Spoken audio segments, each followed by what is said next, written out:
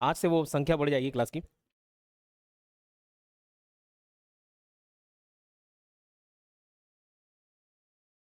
चलिए आज हम वचन पढ़ेंगे।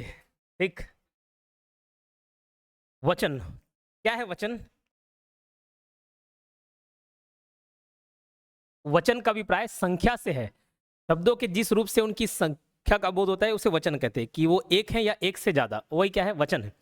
जैसे अगर हिंदी में हम लोग देखें लड़का और लड़के, इसमें दोनों में लड़के हो गए, लड़का और एक लड़के, तो लड़का जब बोल रहा हूं एक ही लड़का, ठीक है। और जब लड़के बोले तो समझ जाओगे कि बहुत सारे लड़कों की बात हो रही है। तो ये ऐसे शब्द जो किसका बोध कराए? संख्या का बोध कराए, उसको क्या बोलते हैं? वचन। ठीक। लेकिन देखिए छत्तीसगढ़ी और हिंदी में वचन में थोड़ा सा अंतर हो जाता है। कैसे अंतर? जैसे अगर मैं लड़का को बहुवचन बनाना चाह रहा हूं तो लड़के हो जाएंगे, लड़के। लड़की है तो लड़कियां, ठीक है, लड़की है तो लड़कियां। लेकिन यही चीज छत्तीसगढ़ी में लड़का मन, ठीक है, लड़का मन हो गया, या टूरा मन, टूरी मन। ठीक, तो मन जोड़ के हम लोग बहुवचन करा देते हैं। उसी को थोड़ा डिटेल में हम लोग पढ़ेंगे। वचन का अभिप्राय संख्या से है। शब्दों के जिस रूप से उनकी संख्या का बोध होता है, चाहे वो एक हो या एक से अधिक हो, उसे वचन कहते हैं। हिंदी के समान छत्तीसगढ़ में भी वचन दो प्रकार के होते हैं, एक वचन, बहुवचन। एक वचन शब्द के जिस रूप से एक व्यक्ति, वस्तु, पदार्थ का बोध होता है, एक ही व्यक्ति, एक ही वस्तु, एक ही पदार्थ का बोध होता है, उसे एक वचन कहते हैं।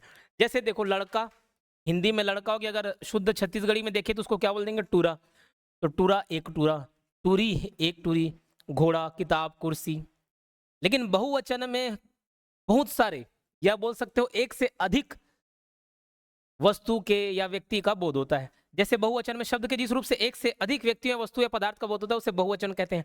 अब इसी की मैं बात कर रहा था। जैसा लड़का है, हिंदी में कोई शब्द है लड़का, उसको हम लड़के करके बहुवचन करा सकते हैं, ठीक है। अंग्रेजी में बॉय है को बॉयज कर सकते हैं, उसी शब्द में छेड़छाड़ करके हम उसको एक वचन से बहुवचन में तब्दील कर सकते हैं। लेकिन छत्तीसगढ़ी भाषा में आमतौर पर कुछ उपसर्ग या कुछ प्रत्यय लगाकर, उपसर्ग जो पहले लगे, प्रत्यय जो बाद में लगे, उपसर्ग और प्रत्यय लगाकर हम उसको बहुवचन कर देते हैं। जैसे टूरा का टूरे नहीं हो जाएगा, टूरा का टूरे नहीं, कहा जाता सर टूरे, ऐसे नहीं, ठीक है। तो टूरा का क्या हो जाएगा? टूरा मन। टूरी का टूरिया नहीं, जैसे लड़की का लड़कियां, टूरी का टूरिया नहीं, टूरी का टूरी मन। घोड़ा का घोड़ा मन, किताब किताब मन, कुर्सी कुर्सी मन, लइका मन। ठीक, तो लइका का लइके नहीं हो जाएगा, लइकियां नहीं हो जाएगा, लइका मन। मन मतलब होता है लोग, जैसे लड़के लोग टूरा मन, जैसे हम लोग हमन, है ना। तो ये मेरे ख्याल से क्लियर हो गया होगा। लैपटॉप में एबल नहीं किए क्या? है ना जी प्रज्वल जी?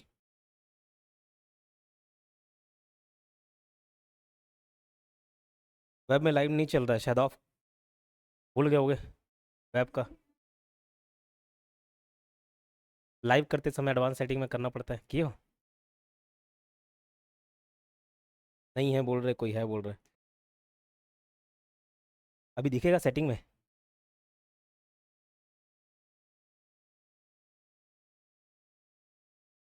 मैं चेती में देता हूँ अभी सेटिंग।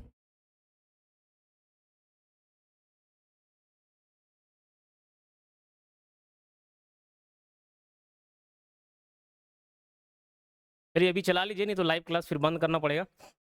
मोबाइल से देख लो, बाद में उसको लैपटॉप से देख लेना। छत्तीसगढ़ की क्लास लैपटॉप एनेबल कर देंगे।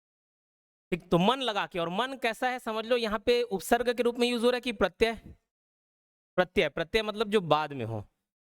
ठीक, वचन का रूपांतरण, छत्तीसगढ़ी बहुवचन की रचना में मन शब्द का प्रत्यय के समान प्रयोग बहु प्रचलित है। बताया, प्रत्यय मतलब जो बाद में लग जाता है। जैसे गाड़ी हो गए, गाड़ी मन, थारी, थारी मन, ठीक है। टूरा, टूरा मन, लइका, लइका मन, मनखे, मनखे मन, दुनिया भर के मनखे वाला, ठीक है, तो मनखे मन हो गए। घोड़ा, घोड़ा मन, बैला, बैला मन, भाई, भाई मन, है। छत्तीसगढ़ी बहुवचन की रचना, देखो जरूरी नहीं एक तरीका तो हम मन करके बताया, वो प्रत्यय जोड़ के हो गया। कुछ उपसर्ग की भी बात किया, उपसर्ग और प्रत्यय जोड़ के हम बहुवचन कर देते हैं। अब उपसर्ग भी देखते हैं। इसकी रचना सबो, सब्बो, जम्मो, जम्मो भाई, वही मल्ला, जोहार, ऐसे बोलते नहीं, कोई संबोधन करता है तो सबो हो गया, सब्बो हो गया, जम्मो जम्मो का उपसर्ग के समान प्रयोग बहु प्रचलित है, इन सब का अर्थ सभी होता है। तो आदमी, तो आदमी मन भी बोल सकते हैं, और जम्मो आदमी मतलब सभी आदमी की बात करें। खेत, सब्बे खेत, लइका, सब्बे लइका, टूरी, सब्बो टूरी। तो सबो हो गया, सब्बो हो गया, जमो जम्मो हो गया, दोनों सब का एक मतलब है क्या? सभी। सभी का एक मतलब है सभी। ठीक।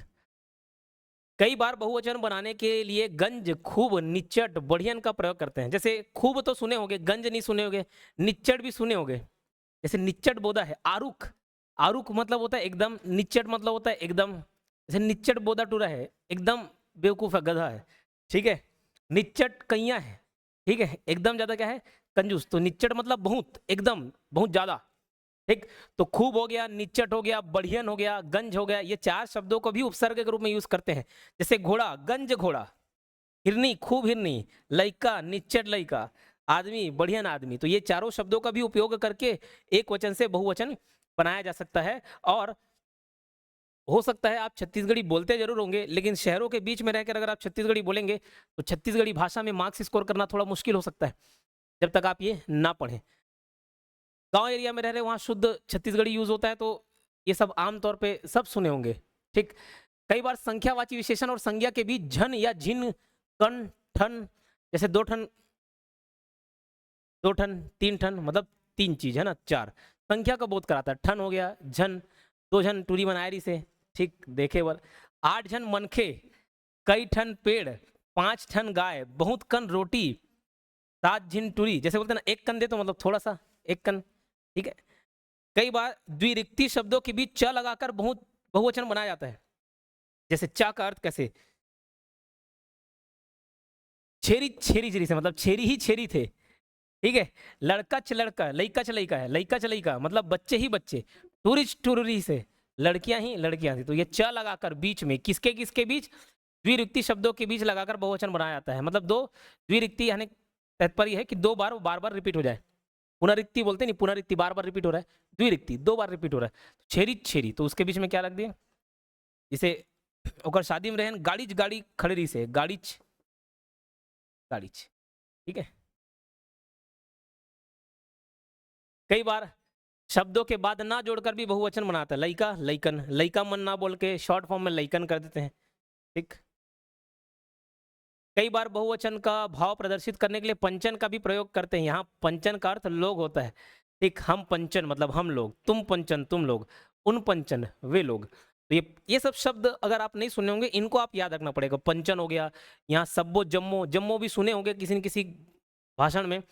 गंज हो गए, ठीक, निच्चट हो गए, बढ़ियन हो गए, ये सब शब्द बहुवचन बनाते हैं। इन सब शब्दों को आपको याद रखना पड़ेगा।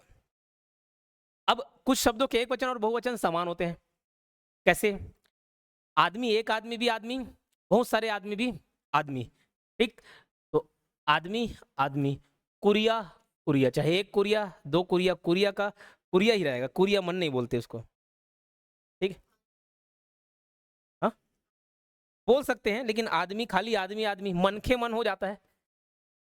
ठीक है, मन के मन। तो ये सिंगुलर के लिए भी यूज करते हैं, प्लूरल के लिए भी यूज करते हैं, आदमी। ठीक है। चलो। तालाब हो गया, तालाब, डंडा डंडा, भालू भालू, मनखे मनखे। ठीक। चाहे तो मन लगा के भी उसको बहुवचन बनाया जा सकता है, और इसको सिंगुलर प्लूरल दोनों के रूप में भी यूज किया जाता है। इस तरह हम कह सकते हैं कि छत्तीसगढ़ी में सामान्यतः बहुवचन बनाने के लिए संज्ञा शब्दों में विकार नहीं होता। बोले सर विकार क्या? कुछ बदलाव, चेंज। ठीक, कुछ भी बदलाव किसी शब्द में। जैसे अगर लड़का का मैं लड़के कर दूं, तो विकार हुआ कि नहीं हुआ, चेंज हुआ कि नहीं? लड़का का क्या कर दिए? लड़के कर दिए। ये संज्ञा है, संज्ञा में विकार उत्पन्न हो गया। लड़की लड़कियां चेंज हो रहा है। लेकिन हम जैसे बात कर रहे हैं मनखे, तो मनखे में बहुवचन बनाने के लिए कोई चेंज नहीं किए, मनखे मन, आगे मन लगा दिए। गाड़ी, तो गाड़ियां नहीं किए, गाड़ी मन, है ना? तो ये किया हुआ है कि इसमें विकार की आवश्यकता नहीं होती, संज्ञा शब्दों में विकार नहीं होता। अर्थात संज्ञा का मूल रूप बना रहता है, और उसमें उपसर्ग या प्रत्यय जैसे शब्दों को जोड़कर, उपसर्ग या प्रत्यय में जैसे क्या, सब्बो झन, सब्बो आदमी, सब्बो गाड़ी, जम्मो लोगन। ठीक। या पीछे झन लगा लिए, ठन लगा लिए, कन लगा लिए, में उपसर्ग या प्रत्यय जैसे शब्दों को जोड़कर बहुवचन बनाया जाता है। छत्तीसगढ़ी में बहुवचन बनाने की प्रक्रिया अत्यंत सहज है, जबकि हिंदी में बहुवचन बनाने के लिए संज्ञा शब्दों में विकार होता है। विकार मतलब कुछ चेंज, परिवर्तन। ये हो गया आपका वचन खत्म। इजी है, बहुत जल्दी खत्म हो जाएगा छत्तीसगढ़ी। अब क्रिया। क्रिया के अलग अलग रूप में बहुत सारे प्रकार हैं। आमतौर पे अगर आपसे पूछा जाए कि क्रिया के कितने प्रकार हैं, तो सीधा उसका जवाब नहीं, भैया किस आधार पे पूछ रहे हो, किस आधार पे पूछ रहे हो। ये जैसे मैं पूछूं मनुष्य के कितने प्रकार है, भैया किस आधार पे पूछ रहे हो आप, जेंडर के हिसाब से पूछ रहे हो तो लड़का लड़की दो प्रकार हो जाएंगे, है ना, मेल फीमेल। कोई प्रोफेशन के हिसाब से पूछ रहे हो तो उसके कई प्रकार हो जाएंगे, टीचर, डॉक्टर, लॉयर।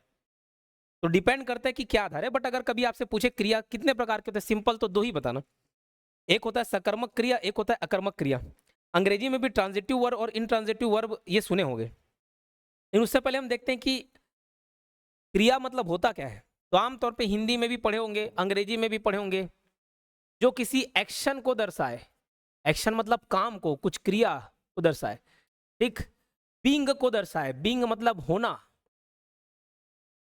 होना जैसे खड़ा होना, वो एक अवस्था दर्शाए। स्टेट, स्टेट मतलब होता है अवस्था, खड़ा है, सोया है, बैठा है। ठीक, तो ये सब कहीं किसी सेंटेंस में दिख जाए, किसी शब्द में झलके, तो वो क्या कहलाता है, क्रिया कहलाता है। रचना की दृष्टि से क्रिया के दो भेद हैं, एक है सकर्मक क्रिया और एक है अकर्मक क्रिया। मैं दो सेंटेंस लिखता हूं, आपको समझ आ जाएगा, सकर्मक और अकर्मक। कोई डेफिनेशन की जरूरत नहीं पड़ेगी, आप सेंटेंस देख के ही उसको भांप लोगे। इसी कोई ट्रांजिटिव और इनट्रांजिटिव वर्ब भी बोला जाता है, इनट्रांजिटिव। सकर्मक नाम से क्लियर है जिसमें कर्म मौजूद हो, और अकर्मक जिसमें कर्म मौजूद नहीं है। कर्म को अंग्रेजी में बोलते हैं ऑब्जेक्ट। जैसे देखो, एक तरफ मैं लिख रहा हूं राम सेब खा रहा है, ठीक है, और यहां पे कोई लिख देता हूं सचिन आ रहा है, ठीक है। राम ने रावण को मारा, ठीक है, सचिन ने मारा। दोनों में अंतर दिख रहा है, बोले सर उसमें कुछ मिसिंग है। बस वही मिसिंग के चलते ही वो सकर्मक और कर्म है। क्या मिसिंग है, ऑब्जेक्ट मिसिंग है, कर्म मिसिंग है। राम से, राम सेब खा रहा है, क्या खा रहा है यहाँ पे मालूम चल रहा है, सेब, ठीक है। लेकिन यहाँ सचिन क्या खा रहा है भाई, लेकिन रोटी खा रहा है, दाल खा रहा है, चावल खा रहा है, मुर्गा खा रहा है, अंडा खा रहा है, क्या खा रहा है, कुछ तो खा रहा हो, ठीक है। तो सचिन खा रहा है, क्या खा रहा है नहीं मालूम, ठीक। तो यहाँ पे भैया कर्म मौजूद नहीं, इसलिए क्या बोलूंगा इसको, अकर्मक क्रिया। राम ने रावण को मारा, यहाँ पे सचिन ने मारा। सचिन ने क्या मारा भैया, किसी को, रावण को मार दिया, बॉल को मार दिया, बैट मार दिया, कुछ क्या मारा, कुछ दिख रहा है क्या यहाँ पे, कुछ पता चल रहा नहीं, ठीक। अब सिंपल इसका एक तरीका है सकर्मक और अकर्मक फाइंड आउट करने का, कि आप ये सवाल पूछें क्या और किसको। अगर इसका जवाब अगर आपको मिल गया तो समझ लेना सकर्मक है, और नहीं मिला तो अकर्मक। जैसे राम खा रहा है, क्या खा रहा है, पहले वाले मिल रहा है भैया, जवाब मिल रहा है सेब खा रहा है। सचिन खा रहा है, क्या खा रहा है उसमें मालूम क्या नहीं। राम ने रावण को मारा, किसको मारा, किसको, जवाब मिल गया रावण। सचिन ने मारा, बॉल मारा, बैट मारा, रावण मारा, क्या मारा, कुछ नहीं था। तो क्या और किसको का जवाब मिल जाए तो सकर्मक, नहीं मिले तो अकर्मक। इतना क्लियर। बेटा तब्बू ऑन नहीं किया हो ना, झूठ बोल रहे हो, नहीं सब बता रहे हैं, लाइव नहीं चल रहा। हाँ,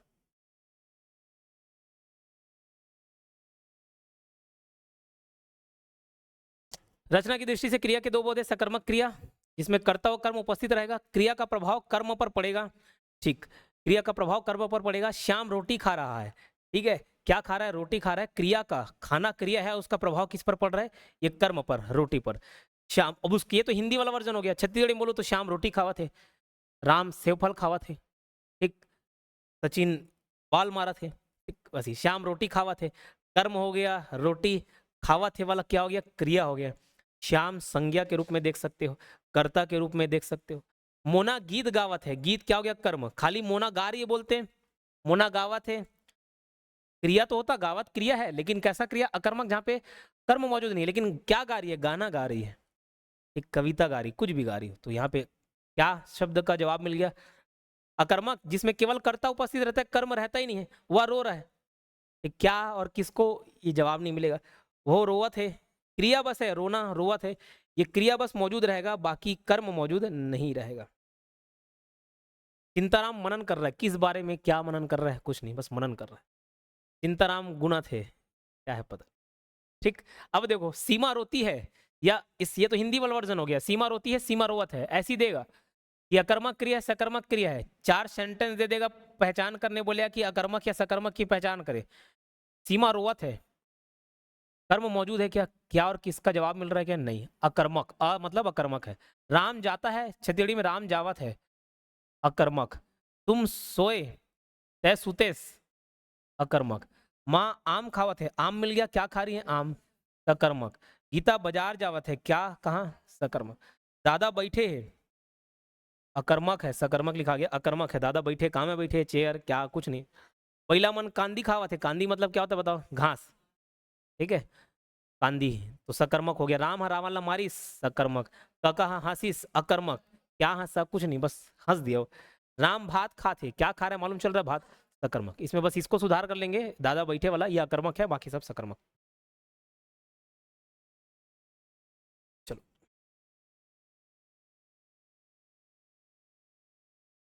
इको हो रहा है।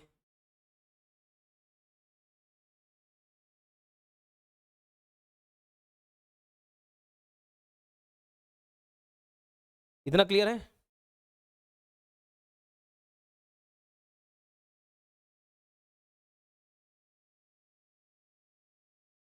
तो नहीं दिख रहा जी।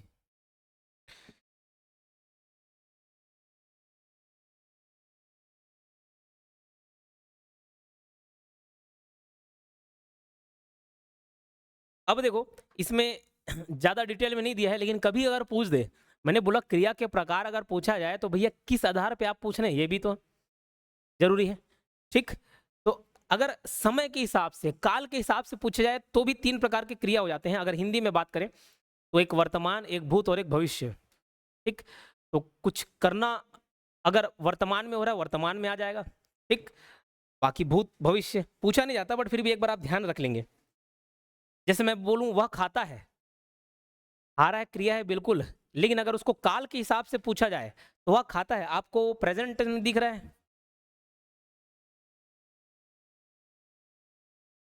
वह खाया और वह खाएगा।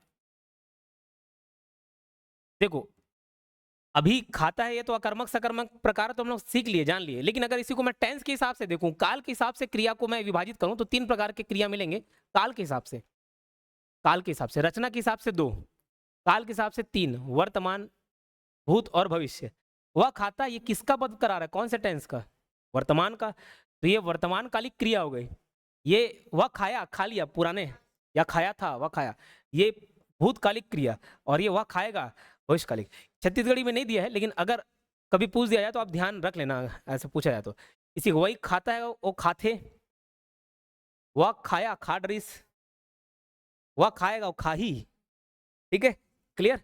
तो कभी अगर पूछे तो ध्यान रखेंगे आप इसको।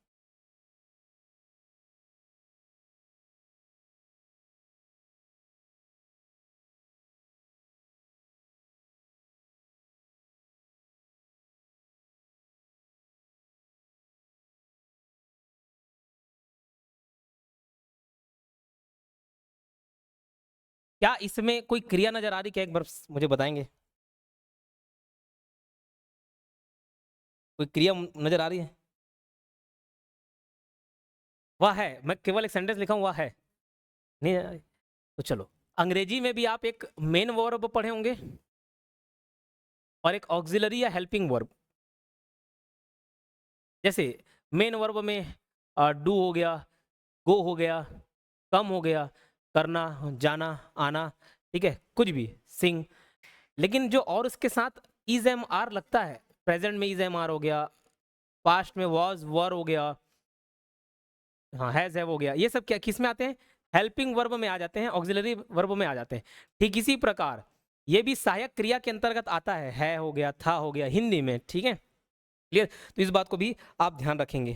चलो, अब हम लोग छत्तीसगढ़िया के हिसाब से कुछ और देख लेते हैं। पूर्णकालिक क्रिया, जब कर्ता एक कार्य को समाप्त करके दूसरी क्रिया को आरंभ करता है, ठीक है, उसको क्या बोलते हैं? पूर्णकालिक। नाम से क्लियर है, पूर्णकालिक, पूर्ण कर चुका है। जब कर्ता एक कार्य को समाप्त करके दूसरी क्रिया को प्रारंभ करके, जैसे पूछ रहे भैया आप खाना कब खाते हो, मैं भैया नहा के ही खाता हूँ, मैं नहा के खाना खाता हूँ, ठीक है, तो मैं नहा के खाना खाता हूँ, तो पूर्णकालिक क्रिया क्या हो जाएगी, जैसे मोहन नहा कर टीवी देखने गया, मोहन हाँ नहा के टीवी देखे वर्गीस, ठीक है, यहाँ पे क्या चीज है, नहाना भी एक क्रिया है और देखना, टीवी नहीं देखना, देखना भी क्रिया है, लेकिन पूर्णकालिक क्रिया कौन सी हो गई, कौन सी क्रिया पूर्ण हो गई, नहाना, ठीक है, तो ये पूर्णकालिक क्रिया हो गई और ये दूसरी क्रिया, ठीक। शाम खाना खाकर सो गया, शाम खाना खा के सूत गए, तो पूर्णकालिक क्रिया क्या हो गया, खाना खाना, ठीक है, खाना वाला क्या हो गया, पूर्ण, ये खा वाला खाना ये हो गया, खाना तो नॉर्मल ऑब्जेक्ट वाला खाना, सूत गए, अब वो सूतना वाला जो है ये दूसरा क्रिया हो गया। नाम बोधक क्रिया क्या है, जब संज्ञा अथवा विशेषण के साथ क्रिया जुड़ता है, संज्ञा, संज्ञा में क्या देखे थे हम लोग, नेम, प्लेस, थिंग, ठीक, ये तो था ही, और उसके बाद कोई भाव, फीलिंग्स, है ना, ये सब देखे थे एब्स्ट्रैक्ट, तो नेम प्लेस थिंग भाव ये ज्यादातर क्या होते हैं, संज्ञा होते हैं। तो मैं राम बोलूं क्या ये संज्ञा है, बिल्कुल नेम में आ रहा है, रायपुर बोलूं क्या ये संज्ञा है, बिल्कुल आ रहा है, चेयर बोलूं, कुर्सी बोलूं ये संज्ञा है, हाथ बोलूं है, हाथ भी तो कुछ ना कुछ समान है जी, चीज है, तो हाथ क्या है, संज्ञा है, क्लियर, ओके। अब देखो क्या बोल रहा है, जब संज्ञा अथवा विशेषण के साथ क्रिया जुड़ता है, जैसे हाथ एक प्रकार से क्या हो गया, संज्ञा हो गया, और चलाना क्या हो गया, क्रिया हो गया, विशेषण नहीं जी, क्रिया है, चलाना क्रिया, तो संज्ञा के साथ क्रिया जुड़े या विशेषण के साथ क्रिया जुड़े, वैसी क्रिया को क्या बोलते हैं, नाम बोधक क्रिया बोलते हैं। जैसे हाथ चलाना, हाथ प्लस चलाना, हाथ चलाना, ये कैसी क्रिया हो गई, नाम बोधक क्रिया हो गई, क्लियर, विशेषण वाला उदाहरण नहीं दिया है, तो हाथ चलाना कैसी क्रिया हो गई, नाम बोधक क्रिया हो गई। काम ला तुरंत करे बर जल्दी जल्दी हाथ चलावा, मतलब काम तुरंत हो इसके लिए क्या, जल्दी जल्दी हाथ चलावा, ये हाथ चलाना, हाथ चलावा कैसी क्रिया हो गई, नाम बोधक, क्लियर।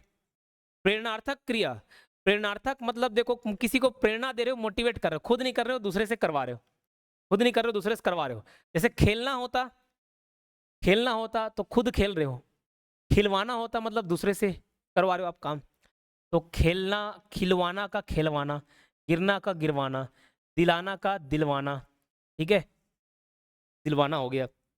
तुमला खेल खिलवाना चाहिए, तुमला यहाँ आयोजन करवाना चाहिए, ठीक है, राम ला रेती गिरवाना चाहिए, मोला टूरा चाहिए, मोला लड़का चाहिए, बात खत्म, ठीक है, याद है, ओला फुग्गा दिलाना चाहिए, देखो हिंदी में दिलाना का दिलवाना, देखो दिलाना भी हो जाएगा दिलवाना भी हो जाएगा, छत्तीसगढ़ी भाषा में दिलाना का अर्थ भी दिलवाना है, ठीक है, ओला फुग्गा दिलाना चाहिए, है ना, कि दिलवाना चाहिए, तो ऐसे क्रिया क्या कहलाते हैं, प्रेरणार्थक क्रिया कहलाते हैं, ठीक है। विशेषण कल भी इस पर डिस्कस किए, एक सेकंड आकाश,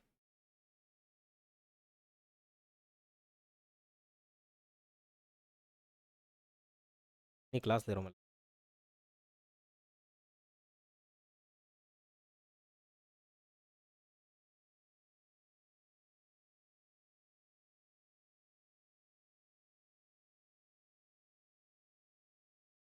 ठीक हो, हाँ क्लास ले रहा हूँ, क्लास के बाद इतना समझ आया क्या, बाकी काल को कल देख लेंगे। वर्तमान वैसे भी क्रिया में मैं काल का जिक्र कर दिया, वर्तमान भूत भविष्य तीनों होता है, ठीक है, और वर्तमान में भी बहुत सारे प्रकार हैं हिंदी में, जैसे अंग्रेजी में present tense, past tense, future tense, तो प्रेजेंट में भी कितने प्रकार के प्रेजेंट प्रकार कितने, चार, तो हिंदी में भी कितने नहीं होते, ठीक है, वही ध्यान रखना है ना, हिंदी में भी प्रेजेंट के और वर्तमान काल के और कितने प्रकार, तो हिंदी में जब हिंदी पढ़ेंगे तो देखेंगे ये इंग्लिश से थोड़ा डिफरेंट होता है, ठीक है, जब टेंस की हम बात करते हैं तो इंग्लिश से थोड़ा सा डिफरेंट होता है, छत्तीसगढ़ी में भी हम थोड़ा सा डिफरेंस देखेंगे, अंग्रेजी वाले से डिफरेंस देखेंगे। आज का फिलहाल इतना, रिकॉर्डिंग ऑफ कर दो।